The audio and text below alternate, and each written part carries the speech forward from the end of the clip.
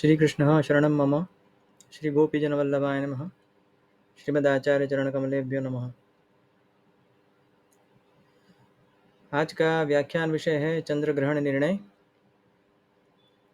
जैसा कि सर्वविदित है कि कल 6 सितंबर को पौर्णमासी के दिवस में चंद्र ग्रहण देश के प्रायः सभी भागों में दिखेगा। अतः इस विषयक अनेक प्रश्न वैष्णवों के मन में हैं, अनेक अन्य जो जिज्ञासु हैं उनके भी मन में है। इस विषय में जो शास्त्रीय निर्णय है यह क्या कहते हैं, इसका विमर्श यहाँ किया जाएगा। धर्मशास्त्र इस प्रकार के निर्णय को लेकर भरा पड़ा है, अतः इसमें से इन निर्णयों का संचयन करने के अनंतर कोई निर्णय पर आना एक अति कठिन कार्य है। किंतु जैसा हमने पहले भी निरूपण किया था कि यह कार्य श्री पुरुषोत्तम जी ने, आप श्री ने अनेक विषयों पर कर ही दिया है।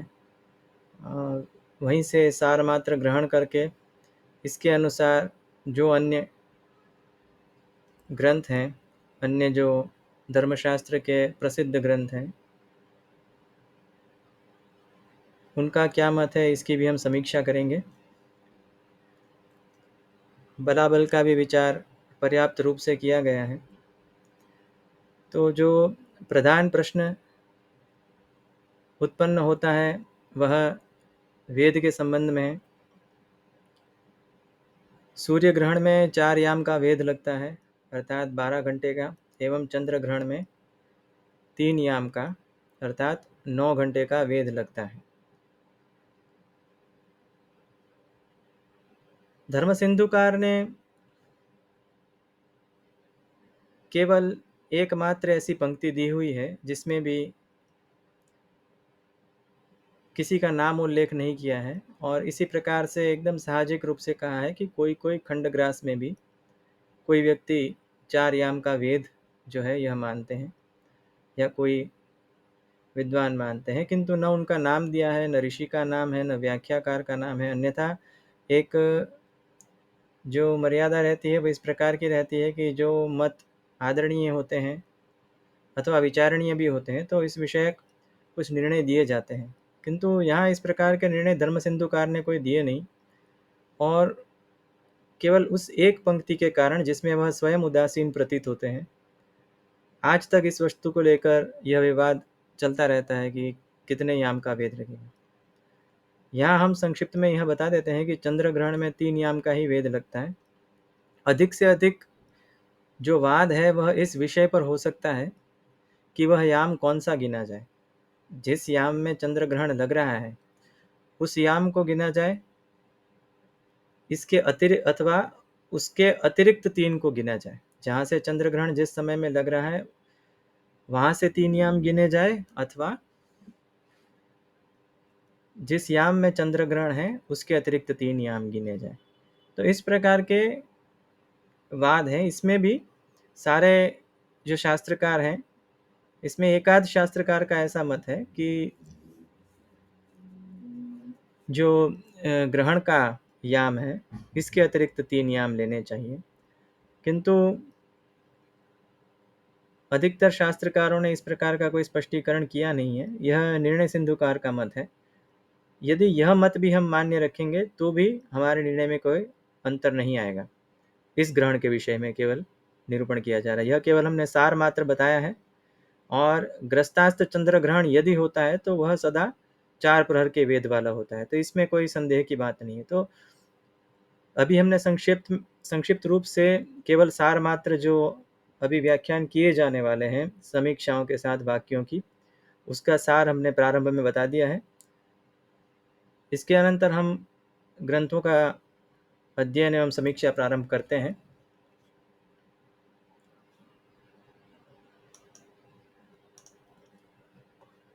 श्री पुरुषोत्तम जी उत्सव प्रतान में प्रारंभ करते हैं। सायाहने ग्रहणम चेत स्यात् अपराह्णे न भोजनम। यह अपराह्णे न मध्याह्ने मध्याह्ने न तो संगवे भुंजित संगवे चेत स्यात् न पूर्वम भोजन क्रिया। इससे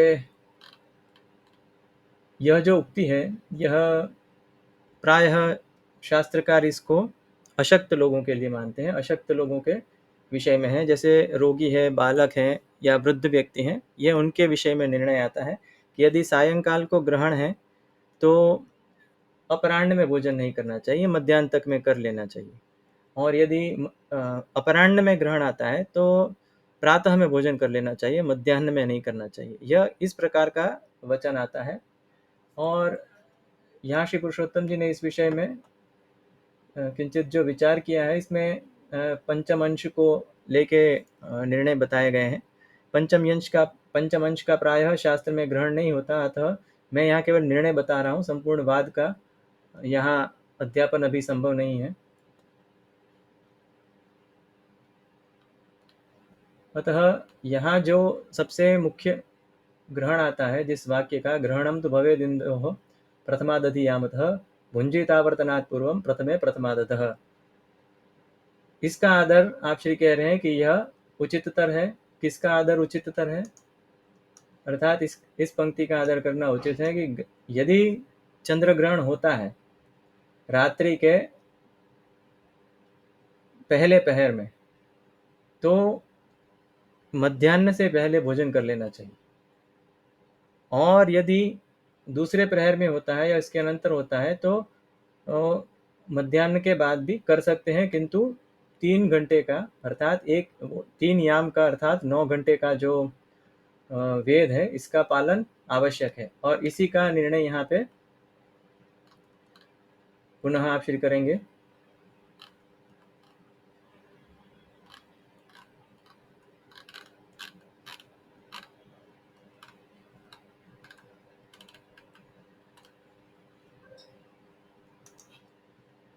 यहाँ जैसे बताया गया है, ग्रहणम तो भवेदिन्दोः, यह वृद्ध वशिष्ठ का वचन है, वृद्ध गौतम का वचन है। चंद्र ग्रहे तो यामा स्त्री नित्यनेन शक्त विषय उपसंहारे कृते बाल वृद्धा तुरे ही विनायति तदनुज्ञा सा ग्रहणयामातिरिक्तं कालम बालादिषु अनिषिद्धं बोधयिष्यति इति ग्रहयामेव बालादिभिः न वक्तव्यम्। अतः यहाँ जो पंक्ति कही गई है, यह ग्रहणम तो भवेदिन्दोः इत्यस्य चंद्र ग्रहे तो यामास्त्री, अर्थात चंद्र ग्रह में 3 याम का वेद लगता है। यह सर्वत्र स्वीकार्य वस्तु है। इसका हम अग्रिम जितने भी ग्रंथ हैं इसमें वर्णन देखेंगे। धर्म सिंधुकार ने जो एक पंक्ति की है इसमें भी इन्होंने अत्यंत उदासीन भाव से उसका वर्णन किया है। इसके अतिरिक्त प्राय सभी शास्त्रकार जो हैं यह इसी मत के हैं कि चंद्र ग्रहे तो यामास्त्री, वृद्ध गौतम के इसी पक्ष को सब निरूपण करते हैं। तो शनै शनै हम उनका भी अध्ययन करेंगे, किंतु निर्णयत्वेन हम यह कह रहे हैं यहाँ पे कि श्री पुरुषोत्तम जी धर्म सिंधुकार के अनेक वचन का उल्लेख करते हैं। अपने ग्रहण के विषय में उन्होंने नहीं किया है, किंतु अन्य जो द्रव्य शुद्धि दीपिका में एवं अन्य जो दिन के निर्णय हैं, उत्सव प्रतान में भी अनेक स्थान पर आप श्री ने धर्म सिंधु का उल्लेख किया है। तो यदि खंडग्रास और खग्रास के आधार पर वेद की संभावना होती तो आप श्री ने उसका उल्लेख किया ही होता है यहाँ पर, यदि यह इतना ही महत्व का है।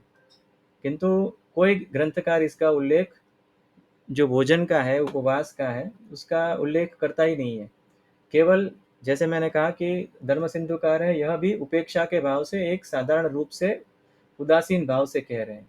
इसका अर्थ यह है कि यह इतनी वस्तु महत्व की नहीं है।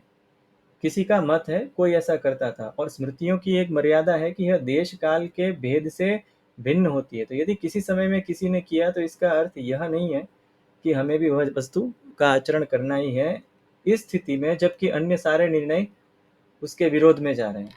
तो इस प्रकार के यहाँ तक कि जो निर्णय सिंधुकार है यह स्वयं एक वाद को बताएंगे, क्योंकि एक वाक्य इस प्रकार से यदि कोई शंका कर रहा था इसी प्रकार से, उनके समय में जो विद्वान होंगे उन्होंने इस प्रकार की शंका की है कि चंद्र ग्रहण में 4 याम का वेद लगना चाहिए, किंतु वह अन्य वाक्य के विषय में है। वह सब पढ़ाना थोड़ा कठिन है इस स्थिति में और इस कक्षा में, तथापि हम प्रयास करेंगे। निर्णय हम सिर्फ कह दे रहे हैं कि उन्होंने जो निर्णय सिंधुकार स्वयं यह कह रहे हैं, वहां पे किसी ने इस प्रकार से शंका की हुई है कि ये जो 4 याम का सूर्य में कहा है, तो 4 याम का अगर आप वेद गिनोगे, तो सूर्य ग्रहण यदि होगा भी तो 4 याम का अर्थ क्या हो जाएगा कि यही हो जाएगा कि उस दिन में तो सूर्य ग्रहण आ ही नहीं रहा है। यानी उस दिन में तो भोजन कर ही नहीं रहे आप, ग्रहण आ भी रहा है तो कर क्या लोगे? 4 याम यानी 12 घंटे होते हैं। तो इसमें निर्णय सिंधुकार यह निर्णय देते हैं कि इसका अर्थ यह नहीं है, इसका अर्थ यह है कि यदि सूर्य ग्रहण प्रथम याम में हो, दिवस के प्रथम याम में, दिवस के पहले खंड में सूर्य ग्रहण हो, तो रात्रि को भी यानी अगले दिन की रात्रि को भी भोजन नहीं करना चाहिए। अतः 4 प्रहर का जो वेद है यह सूर्य ग्रहण के विषय का ही है, और चंद्र ग्रहण का है यह 3 प्रहर का है।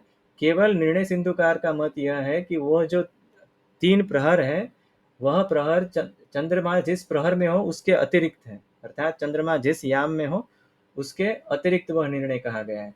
उस दृष्टि से भी हम राजकोट का जो कल का ग्रहण है, इसके जो दिनमान आदि हैं, ये अभी हम दिखाएंगे।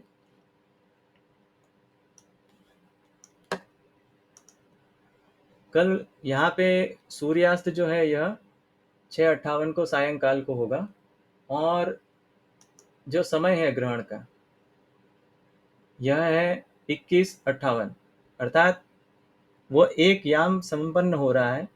और इस कारण से यहाँ पे निर्णय यह आएगा कि 3 घंटा पहले तक, अर्थात 1 बजे तक ऑलमोस्ट, थोड़ा यदि इसका हमें किसी भी प्रकार से अंतर रखना है तो 12:30 पौने तक भोजन आदि कर लेना चाहिए, इस प्रकार का हमारा मत है। और कोई बात इसके विरोध में नहीं जा रही है, केवल जो पंक्ति हमने बताई थी उस विषय में 2-3 बार बता चुके हैं कि वह उदासीन भाव से कही हुई पंक्ति है, और किसी का नाम भी नहीं है, न किसी ग्रंथकार का नाम है, न किसी ऋषि का नाम है।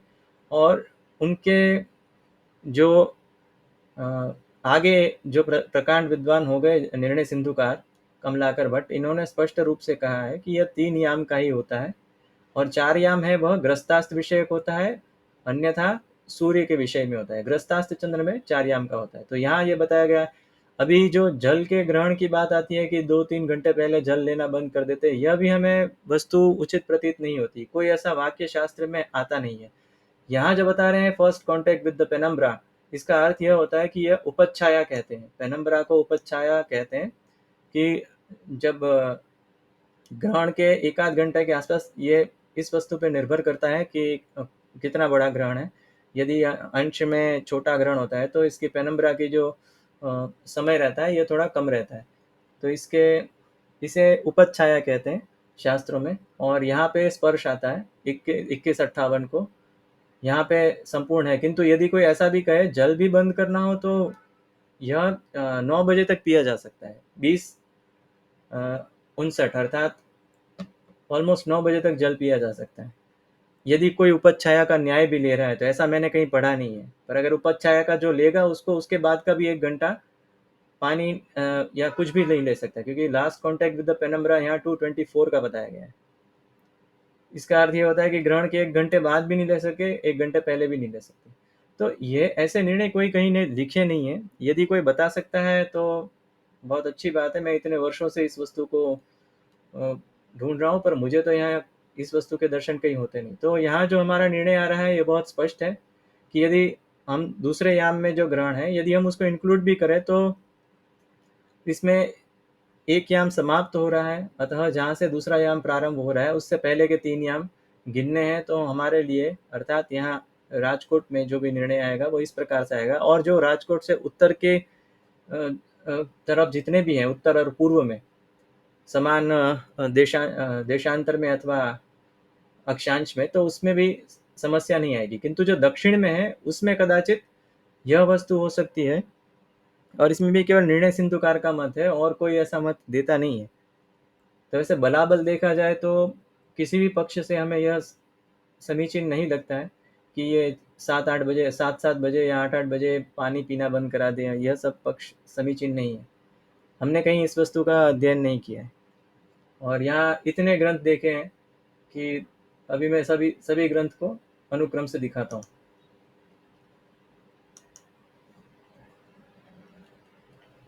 यहाँ इसी का निर्णय आता है, और सबसे पहले इसमें जो सबसे प्राचीन ग्रंथों में से एक है यह काल माधव।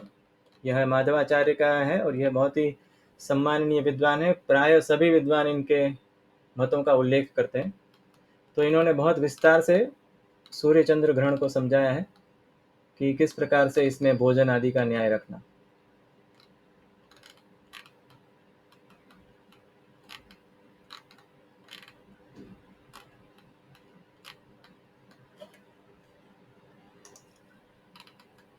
देखो यहाँ स्पष्ट लिखा हुआ है, ग्रहणम तो भवेद इंदो, जिस श्लोक का उल्लेख पुरुषोत्तम जी कर रहे थे वही है। ग्रहणम तो भवेद इंदो प्रथमादधियामतः भुंजितावर्तनात् पूर्व पश्चिमे प्रथमादतः।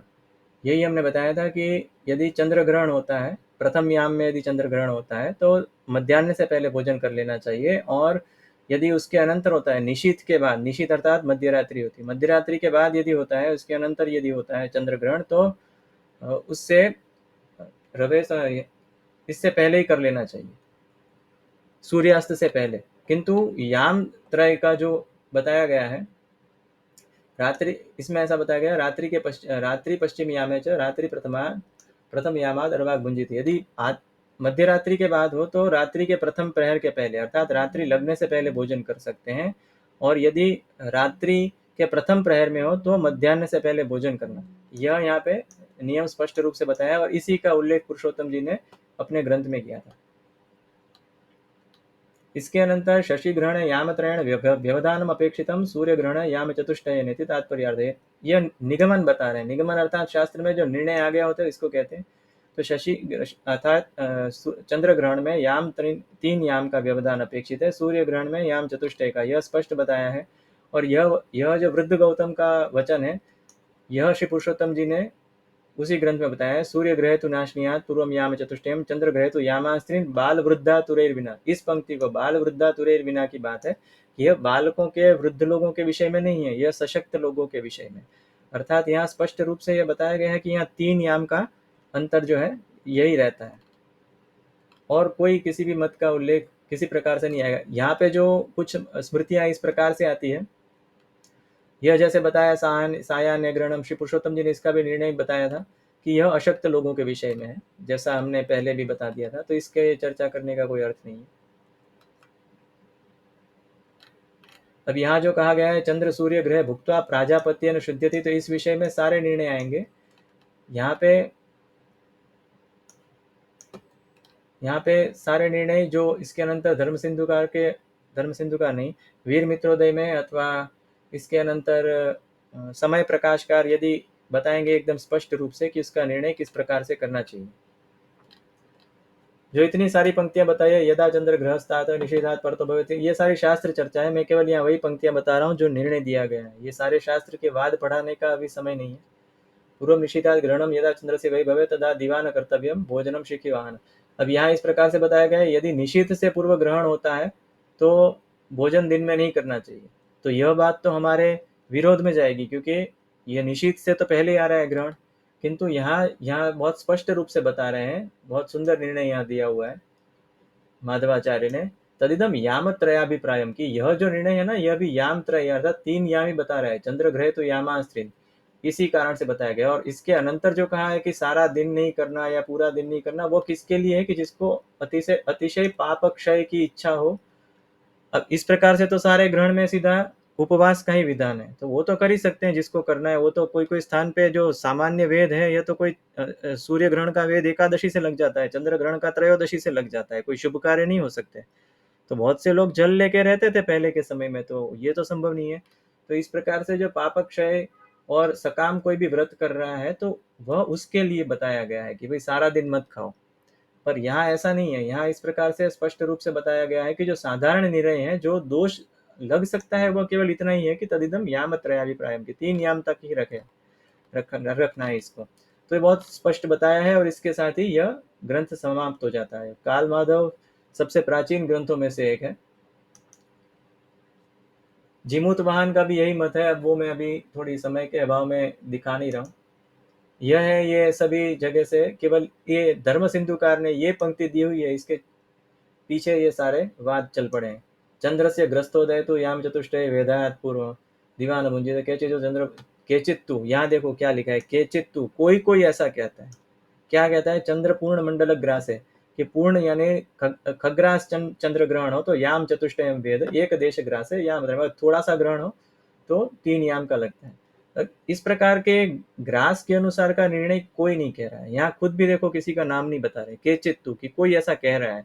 और यहाँ जो तू लिखा होता है, प्रायः शास्त्र में मर्यादा ऐसी आती है, अधिकतर बता रहा हूँ, सामान्य निर्णय नहीं है, अधिकतर ऐसा होता है कि यह उस पक्ष को दूषित करने के लिए बताता है कि जो ऐसा कह रहा है ना, वह उसमें दोष है। अब इसकी व्याख्या उपलब्ध नहीं है, किंतु साधारण रूप से जो भी भाष्य का अध्ययन करेगा, जो अन्य वाद ग्रंथों का अध्ययन करेगा, उसको इतना विवेक होगा कि यह जो तुकार होता है, यह तुकार जो होता है, यह पूर्व पक्ष व्यावर्तक होता है, पूर्व पक्ष के विरोध में जाता है, यानी पूर्व पक्ष की बात को खंडन करता है। और पूर्व पक्ष क्या है कि खंडग्रास, खग्रास में 4 याम का वेद लगना चाहिए, और यह संभव नहीं है इस प्रकार से, क्योंकि यहाँ ना नाम दिया है ना कुछ भी, और खुद भी इसको अति उपेक्षा से और उदासीन भाव से सिर्फ ऐसे ही इसका सिर्फ बता दिया है, मेंशन कर दिया है कि यहाँ इस प्रकार से कहा गया है। इसके अनंतर और कोई निर्णय नहीं है। केवल एक पंक्ति के कारण जो सारे शास्त्रकार कह रहे हैं, उनके विरोध में कैसे जाया जा सकता है। जहाँ माधवाचार्य है, ये तो बहुत प्राचीन है, ये 11वीं शताब्दी के विद्वान है, और ये सभी ग्रंथकार इन्हीं के निर्णयों को लेते हैं। और यह निर्णय सिंधुकार ने बहुत यहाँ वेद काल में पक्वान्न ग्रहण का त्याग बताया है। केवल वेद काल है ग्रहण वा, यहाँ बताया जो गया है कि भाई पक्वान्न अर्थात पके हुए अन्न को नहीं लेना चाहिए। तो फलाहार तो कोई भी ले सकता है, इसमें ऐसा वेद में कोई समस्या हमें नहीं लगती है। इसके अनंतर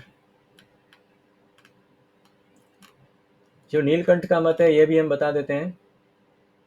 सभी ने वही वृद्ध वशिष्ठ और वृद्ध गौतम की जो स्मृतियां हैं, इसका उल्लेख करके इसी प्रकार से निर्णय दिया हुआ है। चंद्र सूर्य ग्रह भुक्त्वा, ये जो कात्यायन का प्रायश्चित बताया गया था कि चंद्र सूर्य ग्रहण होता है, उस दिन यदि कोई भोजन करता है तो प्राजापत्य व्रत करना पड़ता है। तस्मिन्नेव दिने भुक्त्वा त्रिरात्रणेव शुध्यति, उसके अनंतर 3 रात्रि को शुद्ध होता है यदि उसी दिन पे भोजन करता है तो। किंतु यहाँ एकदम स्पष्ट रूप से निर्णय देखो, ये अंतिम पंक्ति में निर्णय क्या है। मैं कोई भी वाद नहीं पढ़ा रहा हूँ, इतना समय नहीं होता है कि एक एक पंक्तियों के साथ सारे वाद पढ़ाए जाए। इस कारण से जो निर्णय है, जो निगमन है, जो शास्त्रकार स्वयं कह रहे हैं, वही बताते हैं कि तस्मिन दिने पूर्वोक्ति प्रतिपादित यामात्मक वेद मध्य इति, उस दिन में पूर्वोक्ति अर्थात पहले जो बताया गया है वृद्ध वशिष्ठ के, वृद्ध गौतम के वचन के अनुसार जो 3 याम का वेद लगता है, उसको उसका पूर्वोक्ति प्रतिपादित यामात्मक वेद, उस यामात्मक वेद को, कि यदि त्रियामात्मक वेद है तो त्रियामात्मक मानना, चतुर्यामात्मक है तो चतुर्यामात्मक मानना। तो इस प्रकार से स्पष्ट निर्णय आता है। और इसके अनंतर अभी एक मित्र मिश्र का भी निर्णय बता देता हूँ। कहाँ गया? वही पंक्ति कात्यायन की, जो दोष के रूप में सभी बताते हैं कि चंद्र सूर्य ग्रह में, वह केवल उनके लिए है जो सकाम है, जिनको अतिशय पुण्य के लिए करना है। तो ऐसे तो कुछ भी तप करने के लिए बैठ जाओ तो 6 महीना भी ऐसे रह सकते हैं बिना जल आदि लेने के साथ रहने का, ऐसा हो सकता है। पर यहाँ ऐसा ऐसा कोई विधान नहीं है था। यहाँ एकदम स्पष्ट रूप से कहा गया है, अत्र दिन प्रहणम उपराग अतिरिक्त भोजन निषेध कालोपलक्षणम। उपराग से अतिरिक्त जो भोजन काल निषेध है बताया गया है, पहले दिन का जो ग्रहण है, यह प्र नहीं है, ग्रह है। यहाँ जो दिन का ग्रहण कहा गया है, इसका अर्थ ही केवल यह है कि जो पहले निषेध किया गया है, उपराग अतिरिक्त अर्थात ग्रहण के अतिरिक्त जिस काल का, कौन सा काल, या तो 3 याम अर्थात 9 घंटे अर्थात, अथवा 12 याम सूर्य ग्रहण के विषय में, 4 याम अर्थात 12 घंटे। तो सूर्य ग्रहण के विषय में 4 याम 12 घंटे, और चंद्र ग्रहण के विषय में 3 याम, यह निश्चित सभी बता रहे हैं। और दिन का ग्रहण अर्थात पूरा दिन नहीं लेने का, ये सारे शास्त्रकार कह रहे हैं। लेकिन पता नहीं, इसका आज तक मुझे भी नहीं समझ में आया कि इस प्रकार के निर्णय लोग क्यों देते हैं आजकल, कि प्राचीन ग्रंथकारों के विरोध में जा रहे हैं सभी। अब यहाँ इतने प्राचीन ग्रंथकार हैं, इनके जो महानिबंध हैं, यह सबसे भारतीय दर्शन, भारतीय धर्मशास्त्रों में ये सबसे बड़े ग्रंथ, इनसे बड़े ग्रंथ कोई है ही नहीं। एक लक्ष्मीधर भट्ट का ग्रंथ है, इसका वो खंड मिलता नहीं है, पर हमें लगता नहीं है कि वो इनसे किसी भी बात में विरोध में होगा। यहाँ हम थोड़ी त्वरा से पढ़ाते हैं, और इस कारण से यहाँ एडिटिंग आदि का टाइम नहीं होता, तो जितना जल्दी जो जो पंक्तियाँ और जो सार मात्र ग्रहण करा सकते हैं, आज किंचित त्वरा में यह वीडियो बनाया हुआ है। तो सारे प्रमाण यहाँ दिए हुए हैं, इसके अतिरिक्त दूसरे भी प्रमाण हैं, किंतु अनपेक्षित विस्तार हो जाएगा, और निर्णय केवल इतना ही आएगा कि वो 3 याम का है, वह सही है। और उसी के अनुसार करना चाहिए।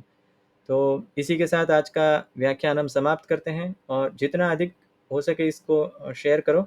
इसका कारण यह है कि जो भी वैष्णव सेवा क्रम आदि ठाकुर जी का करते हैं संपूर्ण, उनको इसमें सहायता रहेगी।